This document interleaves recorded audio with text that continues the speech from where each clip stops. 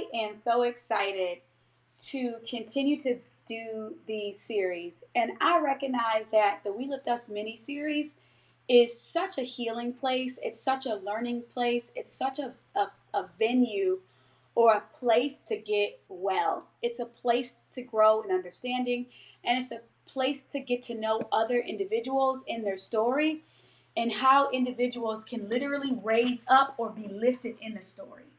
Not just the individuals that are telling their story, but how we are able to listen, learn, and be raised in the story. So it's a very collective, moving venture, and it has been super impactful for myself to just be able to sit in the process and sit in the midst of so many powerful women's stories.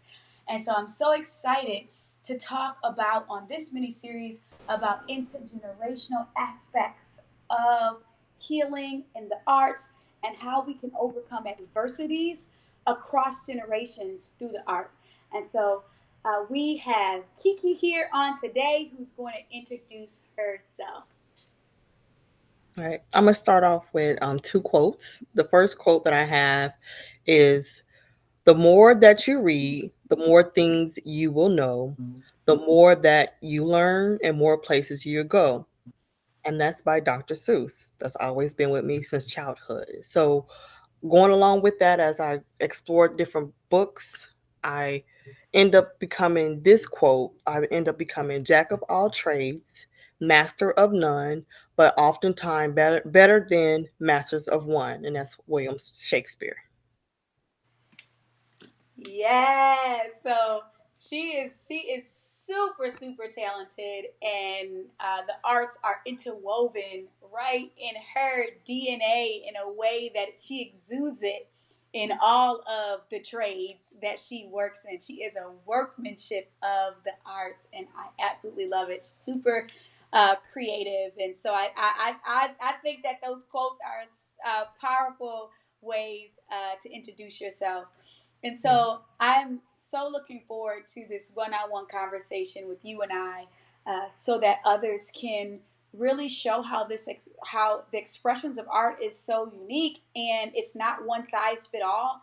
Arts is not limited to one thing, but it is literally a movement. It is literally a pace.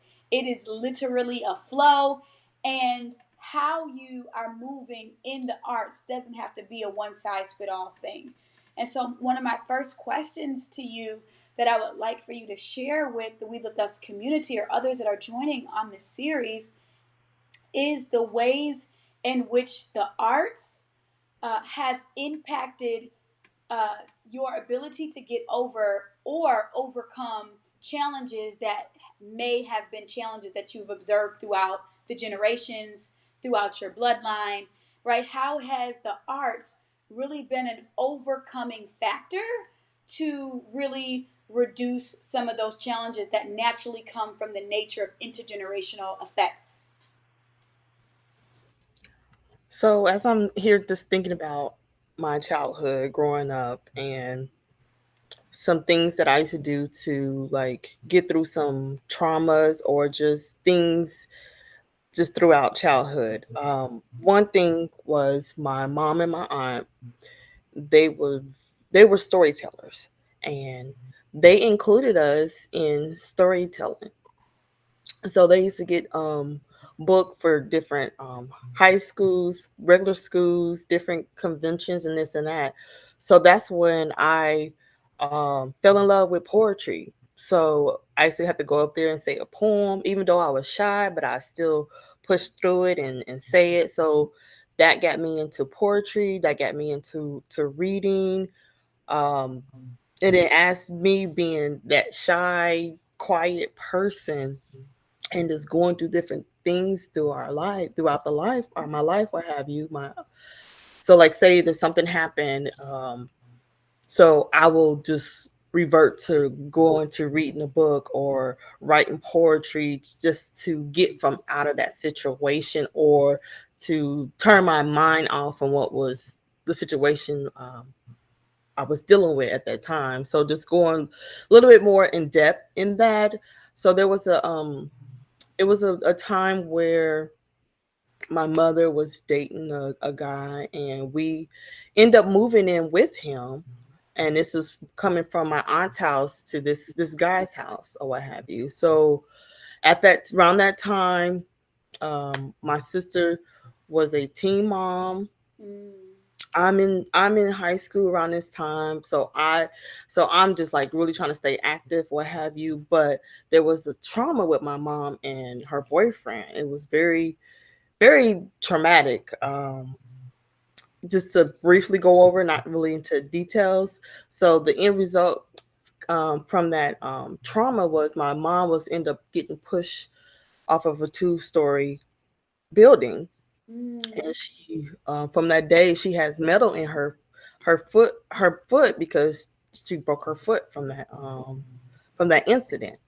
Ooh. So from there, that's when I really like just dove into my poetry. Just I had my little book. I was just write just so that I can get through that trauma. So Mm. that was like a really hard time. I really kind of like kept that to myself. I never really expressed that part what I was going through. And another thing, I just try to keep myself busy as possible um, during that time. So that's one thing that I did during that time. So at the same time, so this was something that was kind of like passed down from my mom and my aunt. Just getting out there, the storytelling, doing the poetry that helped me along my journey as I was experiencing that as a young child. And that is also something I also teach my children now, to journal, to write poetry. And then there's other things as well that I do when it comes to going back to my quote, the jack of all trades. So that's one experience that I wanted to share that actually haven't thought of in a long time. So yeah. Yeah, that is so powerful, and it sounds like it gave you something to not only have a space for healing, for comfort, for protection, for exploring, for discovery, but it also sounds like it literally opened up you to a gift that without those challenges you may not have known that you had. Hmm. Yes, definitely.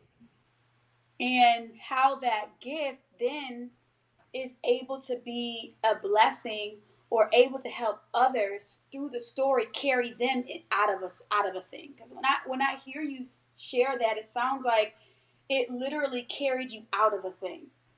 It was like you were Mm, in a challenging situation, but the arts, the poetry, reading, the storytelling carried you into another place. It carried you out of a challenge and into healing.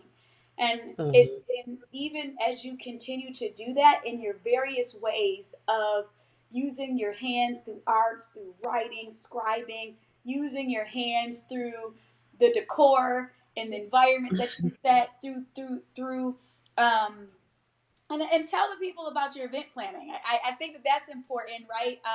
About how your hands is like a sacred movement, taking people from one place to another, and how your family dynamics or your story kind of gets you to that place, so that anyone who ever works with you or partners with you, they're literally getting an experience of a movement. mhm. Yes, I agree. I agree. So talk to us a little bit about that, about how your event planning and how your hands can be used to promote movement for individuals. Okay, yeah. So going into that part, there's so many parts in that part. Right. um, so so now I'm a shift the gear. So before we go into the event planning, I'm gonna shift the gear into dancing. Mm. So during that time as well, I was determined to I wanted to be a Alvin Ailey dancer. So I was determined to Yes. be a dancer. So that was another outlet that I used. So I will take the bus to the dance. I enrolled myself into this dance studio. Again, I'm still in high school, you know. I'm doing all this on my own. So that was my way that I wanted to express myself through dance. So just by me just being my self motivator, not having nobody like backing me up, no one supporting me, I still was determined, like, okay, this is what I'm going to do. I don't care how many rejections I get, I'm still going to do it. And by me just having that faith in myself, so now speed up to now time. So um, I teach dance to children. One of my ministry is dance ministry, so I'm able to use that gift to show um, people like it's not just dancing, it's dancing to glorify God. So you have to be very careful of what type of moves that you do, because at the end of the day you want to glorify God, and this is not anything to bring attention to yourself. You're not trying to bring attention to yourself, you just want to show God through dance. Because a lot of people, they learn different ways. They can hear it, but some people can see it by dance or by video. But that's one thing.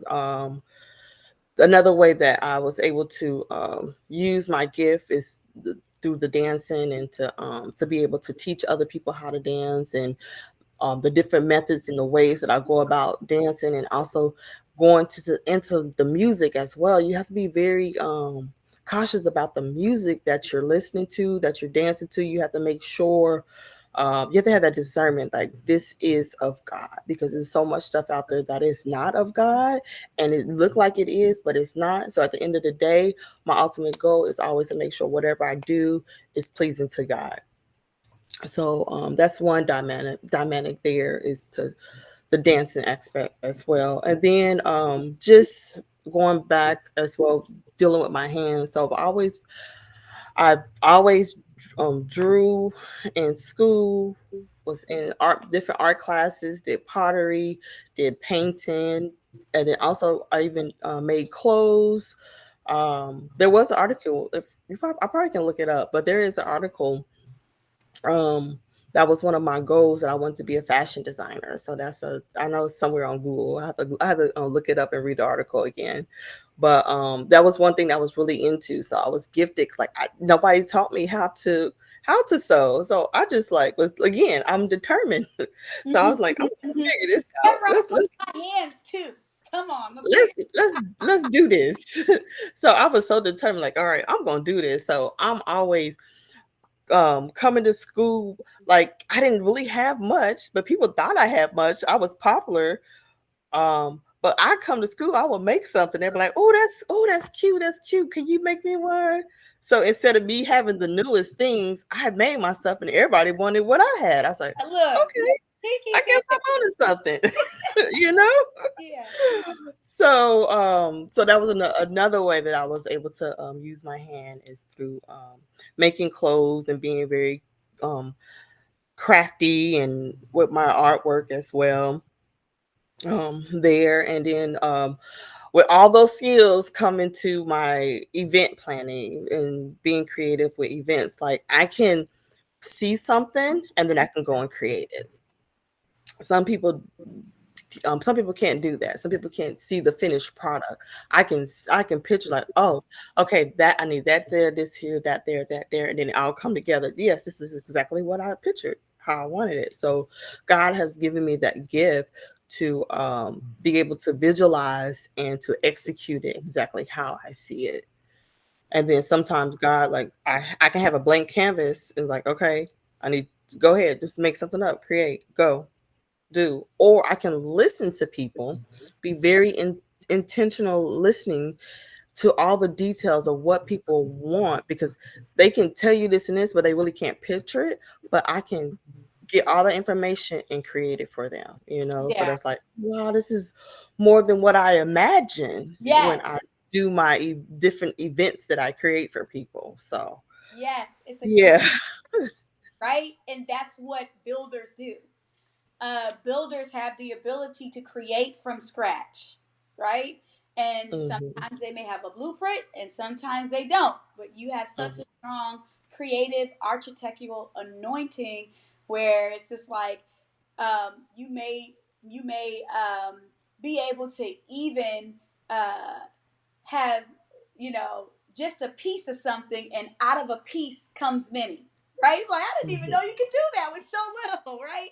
I think Yes. that goes back to the movement of of the essence of the art of movement. And even as I continue to kind of like hold true to this, the power of how you have used your hands in so many different ways, yet and still, it was always sometimes birthed out of a need, right? It's just like, look, I may not be able to afford like these best fashions, but I could learn how to sew and make it.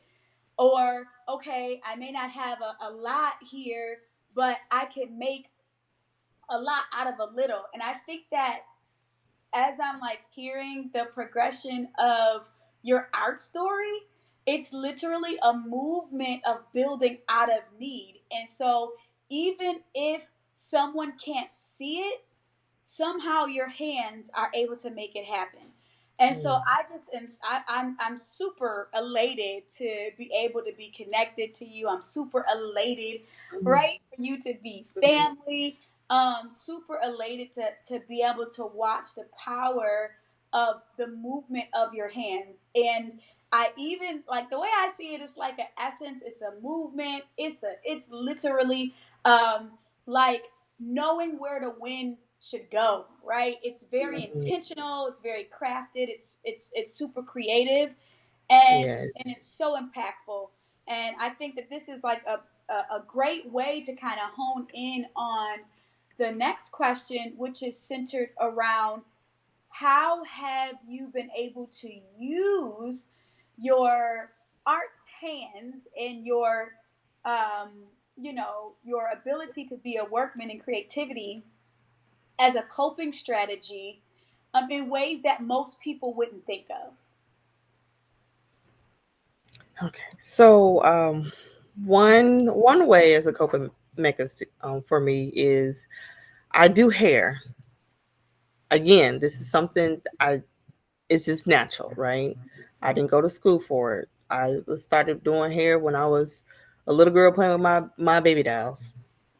Just doing hair.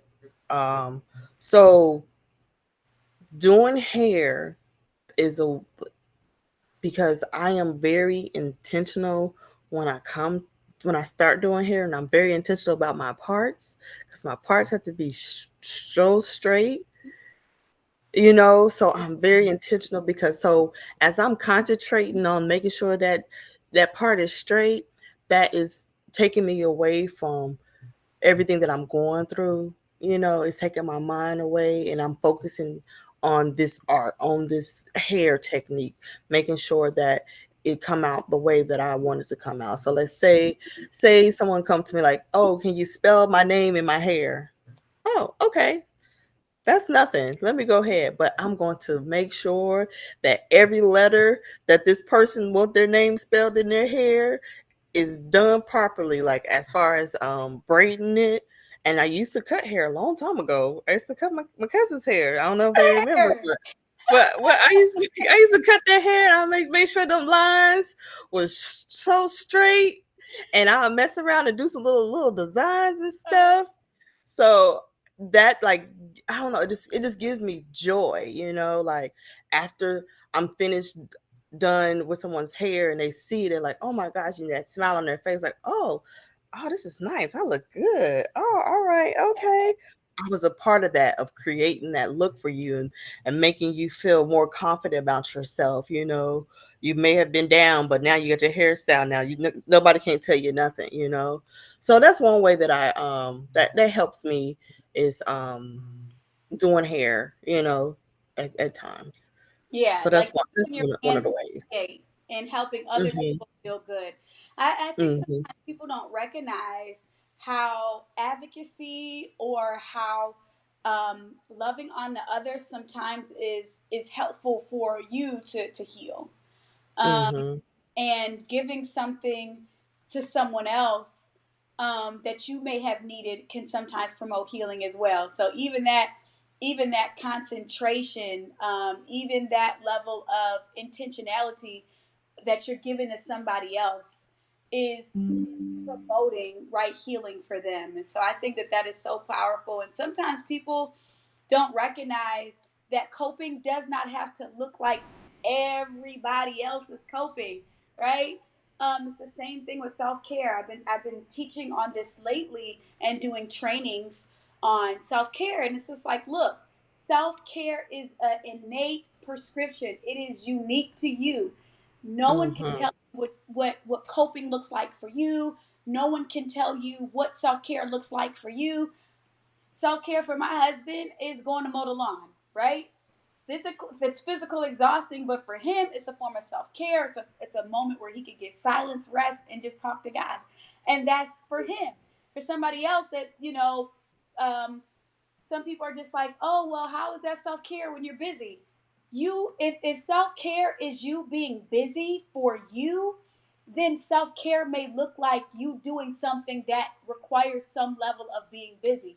But don't let anyone ever tell you that that's not a form of coping. As long as it's healthy, as long as it's adaptive, or it's something that's healing, promoting, and it's helping you in a positive way, it's okay. So if you putting them parts strategically, and it and doing somebody's hair, and literally you laying hands on someone in some capacity, or putting your hands to the plow in some way is coping for you, then that's amazing. And I think sometimes that's a very unique strategy or posture for healing that oftentimes goes overlooked or undervalued, because individuals think that some things are supposed to look a certain way for everyone.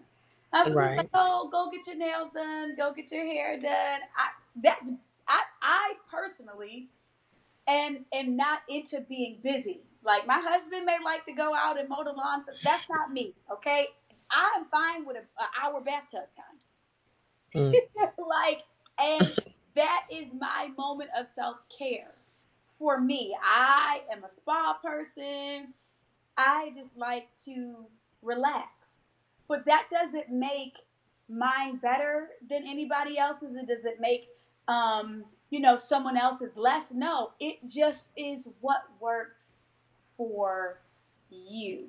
So I want to Yes. encourage people that are listening, if coping for you is putting a part in somebody's hair, if it is putting somebody's name in their head, if it is cutting somebody's hair with a design, and that helps you overcome something because your healing is connected to your arts of your hand, just know Hmm. that that is innate to you and it's unique to who you are. Yes.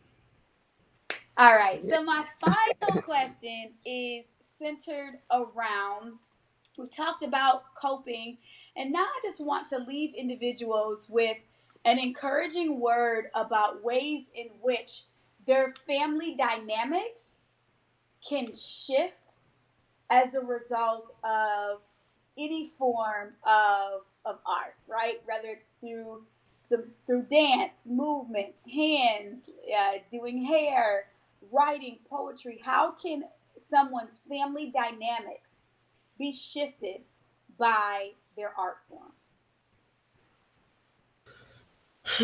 Okay. I hope I answered this question properly, correctly. Um, so I'm going to go with my children, my girls. So I know. So I'm going into actual art, painting with this, right? So I have some paintings here around the house that I've done that I have in my room, and I as I create, then my oldest child, she's like she wants to get involved and she wants to start being creative through art as well and painting, and she is like, oh, just over the top, just awesome. I'm like, we can sell these, like your paintings are so awesome. Like she's like, oh, I just do it. I just think of something to do and I just go and do it. So she does a lot of cartoon characters. So she's seen me go ahead and me do my artwork. So Now she's doing it. And now my youngest one, at first she really wasn't into art, but now she's looking up to her sister because she see her sister is painting, her sister is drawing, her sister is sketching. So now she wants to like do everything that her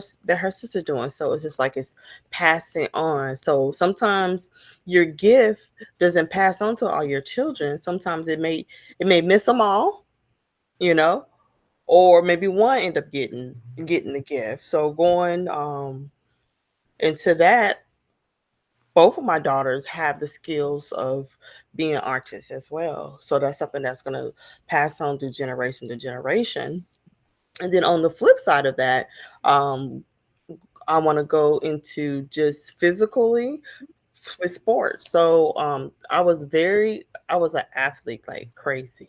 I did every sport that you can think of. I know my mom. I wouldn't even know if my mom was in any sports, but or my dad. But my dad, okay, he was in karate. He did karate, and he did karate. That's the only type of sports he did. But mom, she did none. But I did so many. I did cross country, volleyball, um, Wow. basketball, ran track, and if there was anything else that I done forgot about, we didn't have soccer at the time at my high school, but I was in every sport and I was very, very, very good. Freshman year, I'm starting on the varsity team for basketball and volleyball. So that's how good I was. Track, I was so good in track. We started track in middle school, and I also did the summer leagues and stuff like that with different friends and groups. So I was really good in sports. So when I had my kids, I was like, oh, my kids is gonna be some sport athlete kids. But only end up only being one. My son, he was a good football player. So he took after his dad, played football. But my daughter, my middle daughter, I was like, "Are you gonna play anything?" She's like, I don't know. I don't know. Nothing at all. It's like, you just don't know how much talent you got, girl. You gotta just do something. But she did the arts instead of the being an athlete So there. So I hope I answered your question. it did. It sounds like created bonding, connection, legacy, and the movement continues. And it's like a pouring of momentum, and so allowing what you have kind of laid and set the groundwork for, or what you just have seen across generations with your aunt and your mom, and then what you were able to carry, and now you're still seeing those legacies being carried on even now. So that's so powerful. I'm telling y'all, I hope that you all are just really enjoying this series and just really growing in the appreciation for the multitude of expressions of art, whether that's storytelling, whether that's um, dance, whether that's um, doing hair, right? Poetry, being a scriber, writing, all of those things are just so very unique, but it really promotes healing in a lot of Mhm. different lives. And so sometimes we don't always know what we have. So this is a way for people to explore the many ways to uncover or reveal what they may already have that they don't know. So thank you so much, KeKe, for sharing your stories. And the ways that you have used the variety expressions of art, and how they have promoted healing in your own life, and how it's helped you overcome different, um, you know, challenging events in your life that allowed you to continue to stay in the promised press of life. So thank you all. I hope that you all enjoying our mini series. Have a good one.